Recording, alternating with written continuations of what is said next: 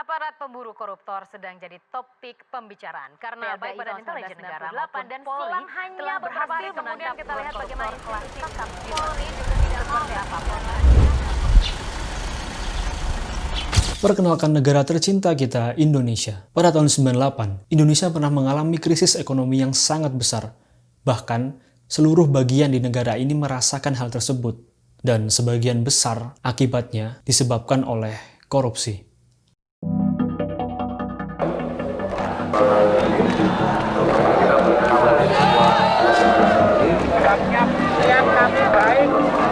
Niat kami baik mau menyampaikan aspirasi.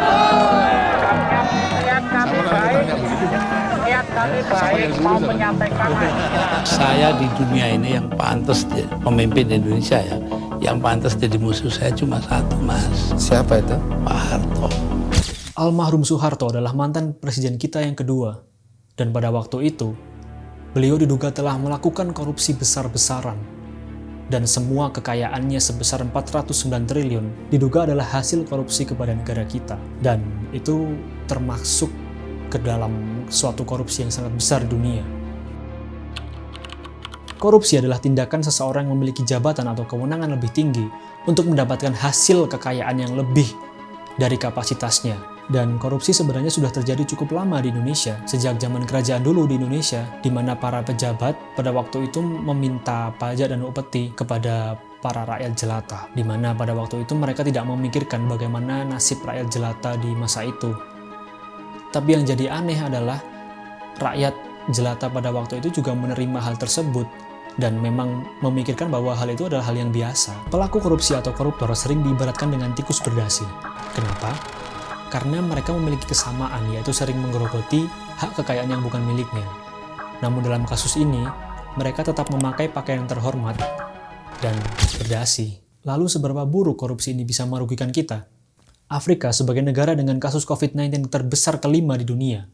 Presiden Cyril Ramaphosa seketika mengumumkan akan melakukan penyelidikan secara luas terhadap dugaan tindakan korupsi yang dilakukan oleh pejabat dan perusahaan swasta terkait dana bantuan. Bahkan di saat pandemi seperti ini, masih bisa melakukan korupsi.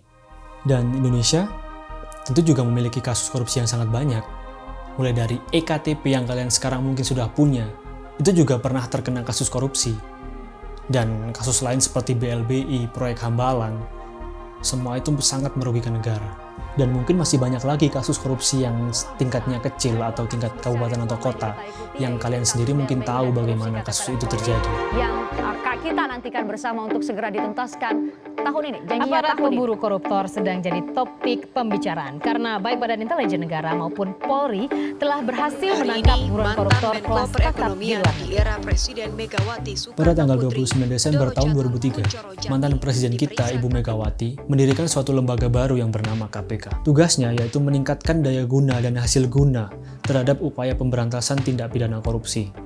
Dan sebagian kasus yang saya sebutkan tadi, itu semua sudah dituntaskan salah satunya oleh KPK. Mungkin tanpa kalian sadari, kalian sudah pernah melakukan korupsi, yaitu korupsi waktu. Negara Indonesia sangat tidak bisa dilepaskan dari terlambat. Kita memang membiasakan dan dengan sadar melakukan itu. Alasannya karena tidak ingin menunggu, karena sudah pasti orang lain pasti ada yang terlambat. Dan tentu saja itu merugikan orang yang telah datang tepat waktu. Dan ini adalah kasus korupsi waktu. Saya dan kalian tentu tidak mau negara ini kembali seperti tahun 98. Ini semua bisa dicegah jika generasi penerus bangsa tidak meneruskan budaya korupsi. Banyak sekali cara yang bisa kita lakukan untuk menghindari korupsi itu sejak dini. Dan ini semua sebenarnya tentang kebiasaan. Bagaimana kita mengeluarkan rasa tanggung jawab kita oleh amanah yang telah diberikan. Mungkin juga amanah waktu atau kisah yang saya sebutkan tadi, yaitu kita harus datang tepat waktu karena kita telah diberi amanah untuk datang pada waktu itu. Dan saya yakin 20 atau mungkin 10 tahun ke depan, kita bisa mengungguli SpaceX, Tesla, Facebook, atau mungkin industri K-pop, Hollywood, jika kita semua bersinergi dan fokus untuk memperbesar negara, bukan memperbesar perut kita. Thanks for watching. Tapi itu pun saya masih ke sana. Masih jadi teman baik saya.